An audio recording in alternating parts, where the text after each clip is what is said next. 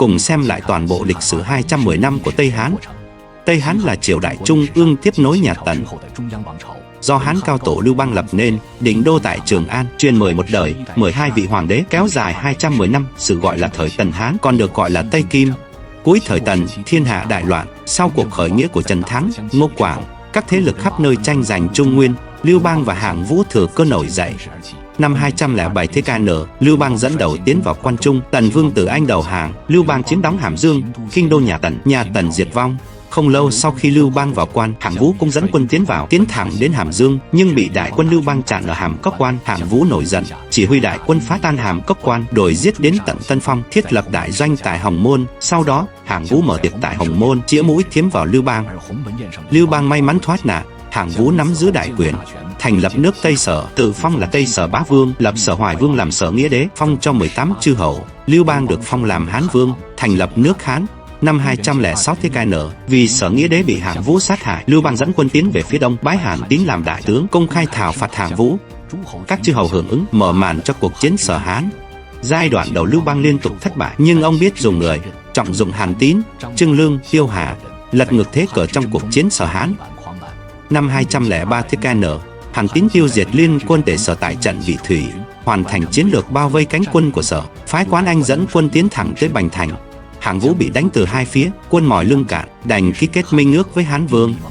Đó chính là Hòa nghị Hồng Câu nổi tiếng. Hai bên lấy kênh Hồng Câu làm ranh giới chia thiên hạ. Phía đông thuộc Sở, phía tây thuộc Hán. Đây cũng là nguồn gốc của Sở Hà Hán giới trong cờ tướng.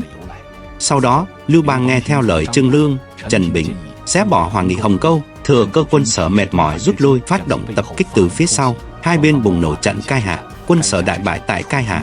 Hạng Vũ bị vây tứ bề, dẫn tàn quân phá vòng vây đến Âu Giang. Hạng Vũ cảm thấy không còn mặt mũi gặp phụ lão Giang Đông, Bá Vương Biệt Cơ, tự vấn tại Âu Giang. Cuộc chiến Sở Hán kết thúc với thắng lợi thuộc về Lưu Bang.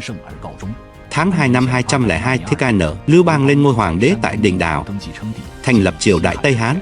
Sau khi lên ngôi, ông áp dụng chế độ quận quốc, kết hợp quận huyện và phong quốc. Trung ương thực hiện chế độ tam công giống nhà Tần, địa phương thực hiện chế độ phân phong. Các hầu quốc được hưởng thuế thu trong đất phong, nhưng không có quyền quân sự và hành chính và chịu sự quản lý của quận. Vương thất thì sở hữu quyền lực chính trị và quân sự độc lập. Lưu Bang áp dụng chế độ quận quốc, chịu ảnh hưởng lớn từ chế độ phân phong nhà Chu và quận huyện nhà Tần. Đối với chế độ phân phong, Lưu Bang cũng hiểu rõ những nhược điểm của nó, nhưng sau khi lên ngôi, nền tảng của ông chưa vững, đồng thời ông cũng cần chứng minh với thiên hạ. Ai theo Lưu Bang đánh thiên hạ đều được ban thưởng xứng đáng. Dù sao thì năm đó Lưu Bang chiếm được Giang Sơn cũng khá dễ dàng. Từ một vị quan nhỏ địa phương, chỉ trong 8 năm đã trở thành hoàng đế khai quốc. Có lẽ chính ông cũng không ngờ tới, phân phong công thần có lợi cho sự cai trị lúc bấy giờ, tránh việc văn thần võ tướng thừa cơ mưu phản. Đồng thời thông qua chế độ quận huyện cũng có thể làm suy yếu thực quyền quân sự và chính trị của chư hầu trong thời gian tại vị. Để củng cố cai trị, Lưu Bang xây dựng luật lệ, nỗ lực trị quốc, hưng tu thủy lợi, giảm thuế, trọng nông ước thương, nghỉ ngơi dưỡng sức, tạo điều kiện khôi phục xã hội và phát triển nông nghiệp. Nhưng đồng thời cũng dẫn đến một số nhược điểm. Chính sách nhẹ thuế khóa khiến thế lực hào cường địa phương này càng lớn mạnh, hình thành việc thôn tính đất đai. Đối ngoại thì áp dụng chính sách hòa thân với Hung nô. Sau trận Bạch Đăng, Lưu Bang tuyên ba mở cửa biên giới, làm dịu quan hệ Hán Hung, và nhà Hán đã duy trì chính sách này trong thời gian dài. Chiêu quân xuất tái nổi tiếng chính là xảy ra thời Tây Hán. Chính sách hòa thân giúp duy trì hòa bình biên cương, thúc đẩy giao lưu và phát triển văn hóa, nhưng cũng khiến Hung nô ngày càng lấn tới. Khi nền tảng cai trị ngày càng vững chắc, Lưu Bang về già bắt đầu nghi kỵ các chư hầu khác họ. Hàng loạt chư hầu khác họ bị trừ khử, thay vào đó là các chư hầu mang họ Lưu. Đúng là thỏ khôn chết, chó săn bị nấu. Hàn Tín, người theo Lưu Bang đánh thiên hạ, cuối cùng cũng bị Tiêu Hà dùng kế, bị Lã Hậu xử tử. Nhưng cái chết của Hàn Tín cũng không thể hoàn toàn trách Lưu Bang. Sau đó, Bành Việt, Anh Bố và các chư hầu khác họ lo sợ đao kiếm của Lưu Bang sẽ chĩa vào mình, cuối cùng cũng đi vào con đường mưu phản, nhưng lần lượt bị Lưu Bang trừ khử. Lưu Bang từng lập Bạch Mã Chi Minh, không phải họ Lưu mà xưng vương, thiên hạ cùng đánh, dùng điều này làm phương tiện phụ trợ củng cố chính quyền trung ương Tây Hán. Năm 195 TKN, Lưu Bang bị thương khi thảo phạt Anh Bố và qua đời. Sau khi Lưu Bang qua đời, Lưu Doanh 16 tuổi kế thừa hoàng vị. Lưu Doanh chính là Hán Huệ đế. Đồng thời Lã Hậu dần dần nắm quyền. Lã Hậu tức Lã Chí, thời trẻ gả cho tứ thủy đình trưởng Lưu Bang, sinh ra Lưu Doanh và Lỗ Nguyên công chúa. Sau khi Lưu Bang lên ngôi, Lã Chí tham gia sát hại Hàn Tín, Bành Việt. Sau khi Hán Huệ đế Lưu Doanh lên ngôi, bà được tôn làm Hoàng Thái Hậu, trở thành Hoàng hậu và Hoàng Thái Hậu đầu tiên được ghi chép trong sử sách. Lưu Doanh là con trai đích trưởng của Lưu Bang và Hoàng hậu Lã Chí. Việc Lưu Doanh kế vị cũng trải qua nhiều trắc trở. Năm 202 TKN, Lưu Bang lên ngôi hoàng đế tại Định Đào, lập Lưu Doanh làm Hoàng Thái tử. Nhưng Lưu Doanh tính tình nhân từ, yếu đuối, Lưu Bang luôn cảm thấy Lưu Doanh kế vị không đủ tầm. Mà Lưu Như Ý do thích phu nhân sinh ra lại rất được Lưu Bang yêu quý, và khi Lã Hậu đã già nua, nhan sắc phai tàn, vẻ đẹp của thích phu nhân khiến Lưu Bang mê mẩn, nên nhiều lần muốn lập Lưu Như Ý làm thái tử. Trong thời gian Lưu Bang tại vị, Lã Hậu và thích phu nhân vì tranh giành ngôi thái tử đã diễn ra những màn cung đấu vô cùng tàn khốc. Cuối cùng nhờ sự khuyên can và hành động của Trương Lương cùng Thương Sơn Tứ Hạo, Lưu Bang mới từ bỏ ý định phế thái tử. Năm 195 TKN, Lưu Doanh thuận lợi kế thừa hoàng vị. Lưu Doanh chỉ vì khoan dung, nhân từ, lần lượt lấy Tiêu Hà, Tào Tham làm thừa tướng, Tôn Sùng học thuyết hoàng lão, trọng sự kế thừa, ít thay đổi. Trong thời gian tại vị, trong nước an định, biên cương hòa bình, tiếp tục đẩy mạnh chính sách nghỉ ngơi dưỡng sức và ban hành các biện pháp có lợi cho sự ổn định xã hội Tây Hán, các biện pháp phát triển kinh tế và phồn vinh văn hóa. Lưu Doanh còn bãi bỏ luật hiệp thư. Luật hiệp thư là một sắc lệnh được thực hiện khi Tần Thủy Hoàng đốt sách. Ngoài việc cho phép cơ quan chính phủ được cất giữ sách, dân gian tuyệt đối cấm tàng trữ sách. Chế độ đầu thời Tây Hán về cơ bản là kế thừa nhà Tần, luật hiệp thư cũng không ngoại lệ. Lưu Doanh rất có khí phách khi bãi bỏ sắc lệnh này, khiến sự phát triển tư tưởng văn hóa thoát khỏi sự hạn chế. Các học thuyết và tư tưởng khác nhau dần trở nên sôi nổi. Tư tưởng Nho gia vốn bị đè nén bắt đầu truyền bá trở lại, đặt nền móng cho việc độc tôn nho thuật của Hán Vũ Đế sau này. Về ngoại giao, tiếp tục thực hiện chính sách hòa thân với Hung Nô, duy trì quan hệ với Nam Việt, lập Đông Nhạc Giao làm Đông Hải Vương Lưu Doanh. Các biện pháp thực hiện về kinh tế, văn hóa, dân số, thúc đẩy kinh tế đầu thời Tây Hán tiếp tục phát triển lành mạnh. Đồng thời, Lưu Doanh và Lã Hậu còn ra lệnh tu sửa toàn diện thành Trường An cho chính trị Trường An sau này, đặt nền móng vững chắc cho sự phồn vinh và phát triển kinh tế. Trong thời gian Lưu Doanh tại vị, về cơ bản không có quá nhiều biến cố. Phụ thân Lưu Bang đã để lại cho ông một Giang Sơn vững chắc và để lại một nhóm đại thần giàu kinh nghiệm. Phò tá ông chỉ vì Giang Sơn xã tắc. Theo lý mà nói, với sự hỗ trợ của các ưu thế về mọi mặt, Lưu Doanh lẽ ra có thể ngồi trên ngai vàng tối cao cho đến khi nghỉ hưu. Nhưng sự thật là Lưu Doanh chỉ tại vị được 7 năm. Nguyên nhân phần lớn đến từ người mẹ Lã Trí của ông.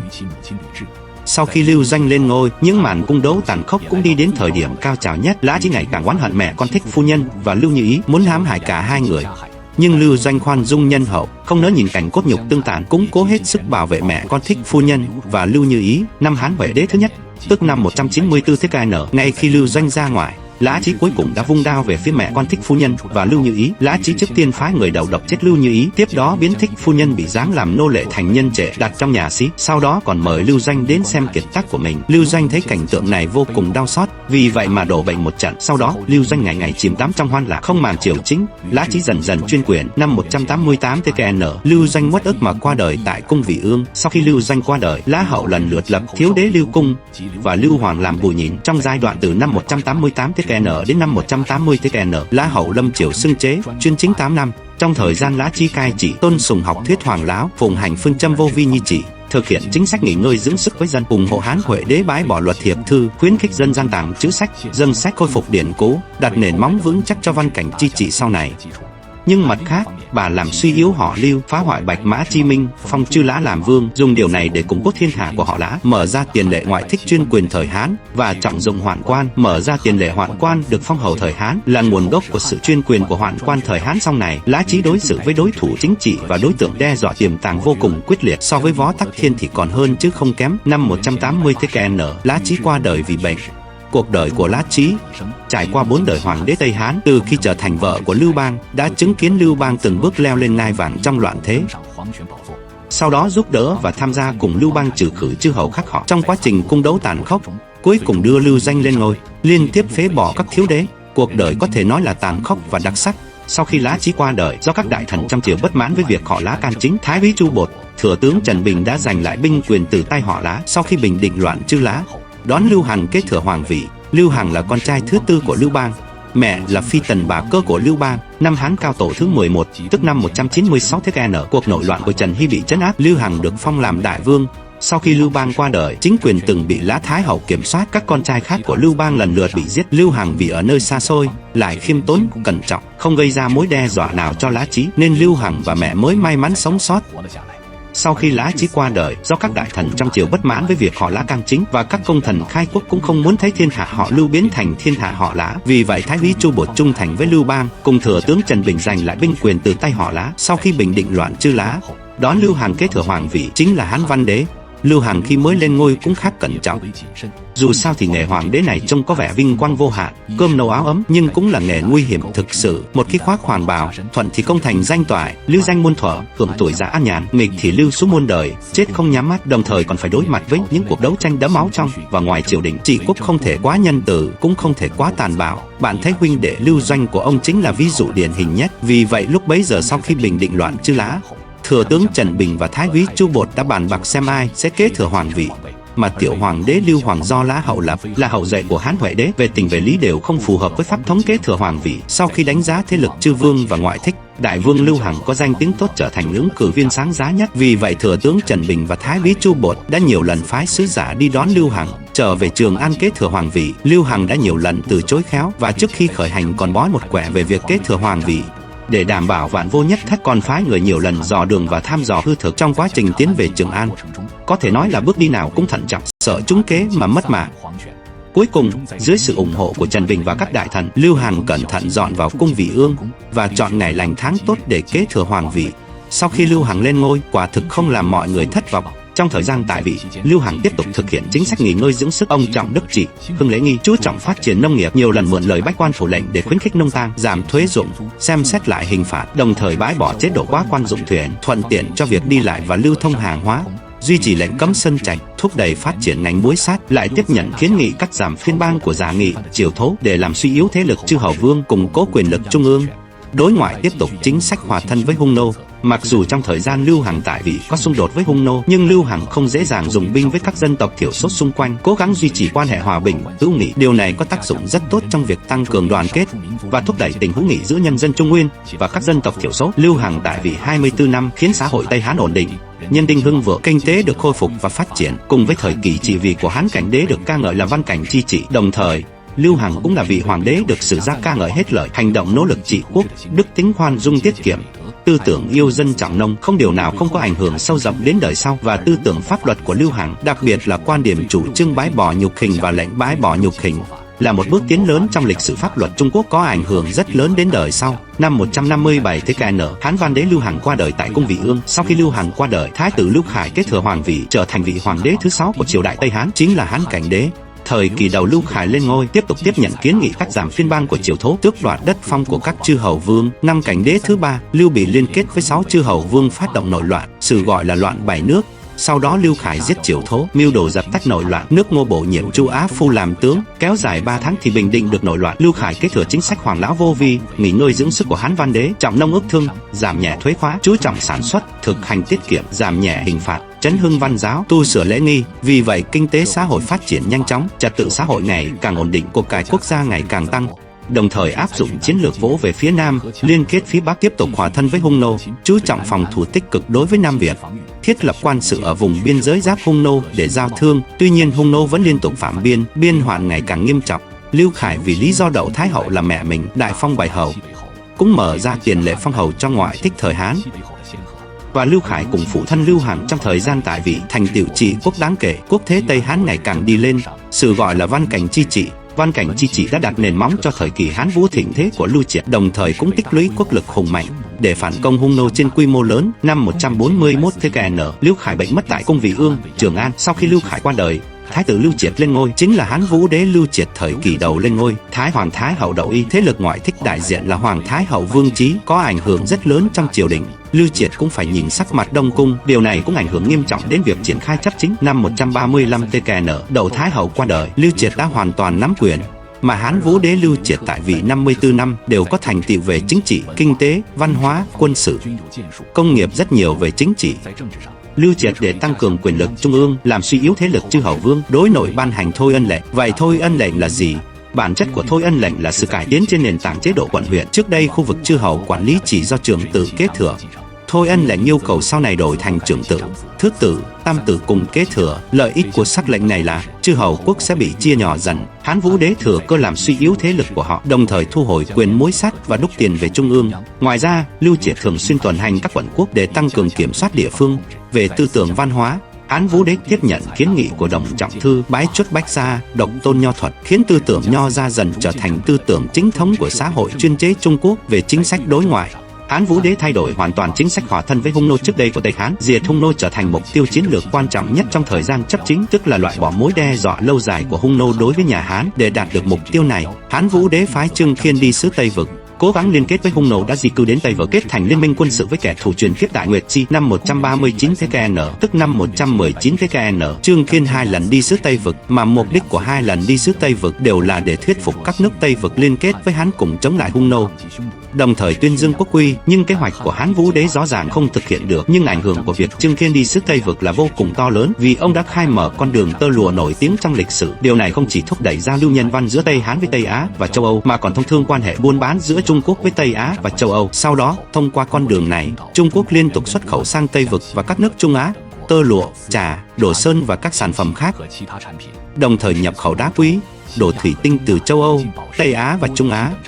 Mà mối đe dọa của hung nô đối với nhà Hán vẫn chưa được giải trừ, thậm chí còn thường xuyên xâm phạm biên giới nhà Hán hơn. Vì vậy, Hán Vũ Đế quyết đoán để bạt Vệ Thanh, Hoắc Khứ Bệnh bắc kích hung nô, mà các tướng lĩnh như Vệ Thanh, Hoắc Khứ Bệnh nhiều lần đánh bại hung nô, lần lượt thu phục vùng Hà Sáo, xây thành Sóc Phương, khai mở hành lang Hà Tây, kiểm soát con đường đi đến Tây Vực, khiến nhà Hán dần chiếm thế chủ động trong cuộc đấu tranh với hung nô. Sau đó còn đuổi hung nô đến tận Mạc Bắc. Nhưng trong quá trình bắt kích hung nô kéo dài hơn 10 năm, nhà Hán cũng phải chịu tổn thất khá lớn. Sau khi Hoắc Khứ Bệnh qua đời, cuộc tấn công hung nô mới tạm dừng lại. Sau đó, Hán Vũ Đế lưu triệt lại chĩa mũi kiếm vào phía Nam, tiếp tục chinh chiến khắp nơi, mở mang bờ cõi, lần lượt thôn tính Vệ Mãn, Triều Tiên, thu phục Nam Việt, hàng phục Tây Nam Di, viễn chinh Đại Việt, khai mở lãnh thổ rộng lớn từ phía Bắc đến núi Âm Sơn, phía Tây đến Thông Lĩnh, phía Nam bao gồm Giao Chỉ, phía Đông sát Triều Tiên, đặt nền móng cho phạm vi đất Hán. Trong thời gian Hán Vũ Đế tại vị đã đặt nền móng cho cuộc diện cường thịnh của Tây Hán, nên mới có danh xưng công không gì lớn bằng Tần Hoàng Hán Vũ. Nhưng giai đoạn sau Hán Vũ Đế chấp chính lại mê tín thần tiên, say mê phong thiền và tế tự, và tuần du khắp nơi, hoang phí vô độ, mâu thuẫn xã hội ngày càng gay gắt, lưu dân qua đông lên tới 2 triệu người, nông dân khởi nghĩa thường xuyên, việc ông trọng dụng hoạn quan gây ra họa vu cổ, cũng dẫn đến việc Thái tử Lưu cứ tự sát. Hán Vũ Đế về già ban hành luân đài tội kỷ chiếu, tự phản định sai lầm của mình, khởi động lại chính sách nghỉ ngơi dưỡng sức đầu thời Hán, giảm nhẹ thuế khóa, khiến quốc thế dần ổn định, đặt nền móng cho sự trung hưng thời Chiêu Tuyên. Năm 87 TKN, Hán Vũ Đế lưu triệt băng hà, kết thúc cuộc đời huy hoàng của mình, ngôi vị truyền cho ấu tử Lưu Phất Lăng. Lưu Phất Lăng năm 87 TKN được lập làm thái tử, cùng năm lên ngôi hoàng đế, chính là Hán Chiêu Đế. Do Hán Chiêu Đế khi lên ngôi còn nhỏ tuổi, quốc chính đều do Hoắc Quang, Kim Nhật Đê và Thượng Quan Kiệt phụ chính. Điều này dẫn đến việc các phụ thần tranh quyền, do bất đồng chính kiến và đều muốn bồi dưỡng thế lực chính trị của riêng mình trong triều đình. Hoắc Quang và Thượng Quan Kiệt đã hình thành thế đối đầu. Đồng thời huynh trưởng của Hán Chiêu Đế là Yên Vương Lưu Đán cũng vì không được lập làm hoàng đế nên sinh lòng oán hận, vì vậy liên kết với Thượng Quan Kiệt và những người khác mưu đồ phát động chính biến, giết Hoắc Quang, phế bỏ Hán Chiêu Đế Lưu Phất Lăng. Năm 80 TKN, âm mưu chính biến của Thượng Quan Kiệt và những người khác bị vạch trần, vì vậy Hán Chiêu Đế, Hoắc Quang và những người khác ra tay trước, bắt giữ toàn bộ những kẻ mưu phản. Yên Vương Lưu Đán tự sát. Sau khi bình định nội loạn, Hoắc Quang nhận được sự tin tưởng tuyệt đối của Hán Chiêu Đế, vì vậy Hoắc Quang quyền khuynh triều giá, trở thành người cai trị thực tế cao nhất lúc bấy giờ. Hoắc Quang chấp chính trước sau 13 năm, bách tính sung túc, bốn phương quy phục.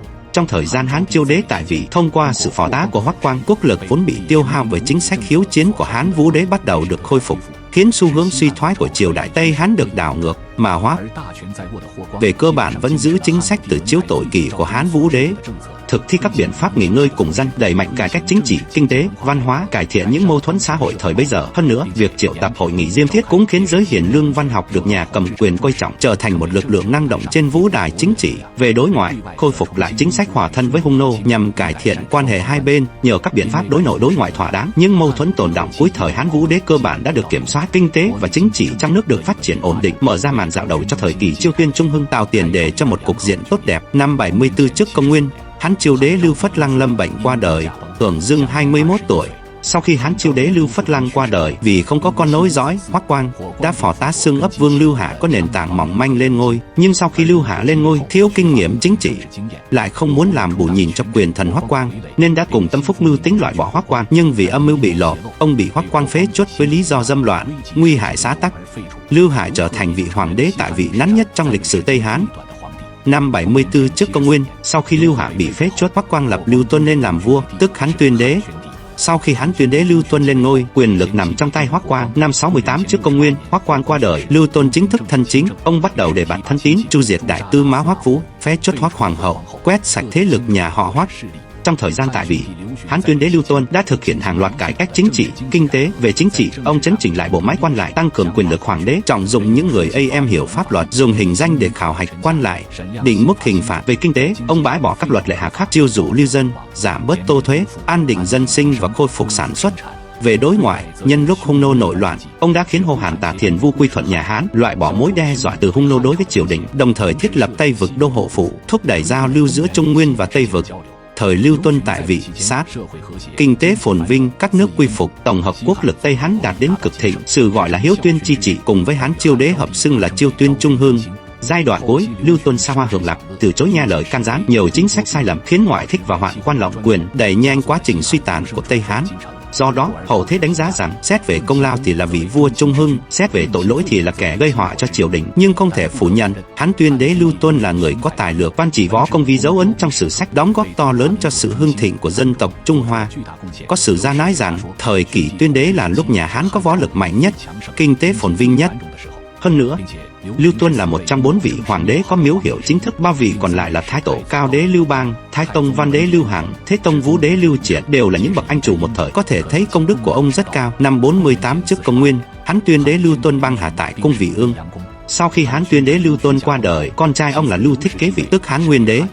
Trong thời gian tại vị, Hán Nguyên đế sùng bái nho thuật, bắt đầu dùng nho sinh tham gia chính sự. Đồng thời, ông là người nhu nhược, thân thể ốm yếu, khó lòng thân chính, dẫn đến hoạn quan lộng quyền. Giai đoạn sau, quyền lực trung ương suy yếu, triều chính hỗn loạn, mâu thuẫn xã hội gay gắt, việc thôn tính dụng đất diễn ra phổ biến, mâu thuẫn giai cấp sâu sắc khiến Tây Hán từ thịnh chuyển sang suy. Trong quan hệ Hán Hung nô xảy ra 2 sự kiện lớn, một là Trần Thăng bình định Bắc Hung nô, 2 là Chiêu quân xuất tái. Năm 33 trước công nguyên, Hán Nguyên đế Lưu Thích băng hà tại cung Vị Ương. Sau khi Hán Nguyên đế Lưu Thích qua đời, Hoàng thái tử Lưu Ngao kế thừa hoàng vị, tức Hán thành đế. Mẹ của Lưu Ngao là Vương Chính Quân, được tôn làm Hoàng thái hậu. Từ đó, ngoại thích họ Vương bước lên vũ đài chính trị Tây Hán, cũng là mầm mống cho việc Vương Mãng loạn quốc sau này. Lưu Ngao trước khi lên ngôi đã đắm chìm trong tiểu sắc, sau khi lên ngôi càng không kiêng nể gì. Đồng thời, ông bất tài trong việc trị quốc, để mặc triều chính, khiến thế lực ngoại thích bành trướng dữ dội. Năm 8 trước công nguyên, Lưu Ngao thực hiện điều chỉnh lớn đối với chế độ tể tướng, thay đổi tam công, sự gọi là cải chế tùy hòa. Thời Lưu Ngao tại vị, việc thôn tính dụng đất càng nghiêm trọng, lưu dân đông đảo, trộm cướp nổi lên, mâu thuẫn xã hội ngày càng gay gắt, người dân bị áp bức đứng lên phản kháng khắp nơi. Triều đại Tây Hán ngày càng suy yếu. Năm 7 trước công nguyên, Hán thành đế Lưu Ngao đột tử vì trúng gió tại cung Vị Ương. Sau đó Lưu Hân lên ngôi, tức Hán Ai đế. Nhưng Hán Ai đế qua đời vào năm 1 trước công nguyên khi mới 25 tuổi. Tại vị chỉ được 6 năm. Trong thời gian tại vị, ông ham mê tiểu sắc, sùng ái đồng hiền, từng có ý định nhường ngôi cho đối phương. Lúc này, khủng hoảng thôn tính dụng đất ngày càng nghiêm trọng, đấu tranh chính trị cũng ngày càng khốc liệt. Tây Hán thiên tai liên miên, các nơi liên tiếp xảy ra bạo động. Triều đại Tây Hán lúc này đã đi đến bờ vực sụp đổ. Sau khi Hán Ai đế qua đời, Vương Mãng muốn tiện bề lộng quyền, liền đưa Trung Sơn Vương Lưu Khản mới 9 tuổi vào cung lên ngôi, tức Hán Bình đế. Sau khi Hán Bình đế lên ngôi, Thái Hoàng Thái hậu Vương Chính Quân buông rèm nhiếp chính, đại tư mã Vương Mãng nắm giữ quốc chính, bách quan phải đến sảnh đông triều đình để nghe chỉ thị của Vương Mãng. Hán Bình đế chỉ là vua hữu danh vô thực. Năm 6 sau công nguyên, Lưu Khản qua đời, có tin đồn bị Vương Mãng hạ độc. Sau đó, Vương Mãng chính thức nhậm chức giả hoàng đế. Được biết, Hoàng thái tử Lưu Anh không được làm hoàng đế, Vương Mãng gọi là nhũ tử. Lưu Anh cả đời chỉ làm hoàng thái tử được 3 năm, 4 tuổi đã bị giam cầm. Việc Vương Mãng làm giả hoàng đế là kết quả tất yếu của ngoại thích chuyên quyền. Năm 8 sau công nguyên, Vương Mãng xoán đoạt chính quyền Tây Hán, lập ra nhà Tân, tôn Vương Chính Quân làm Hoàng thái hậu. Từ đó, đế quốc Tây Hán tồn tại 210 năm chính thức diệt vong. Từ đó, nhà Tây Hân lập quốc 210 năm sụp đổ.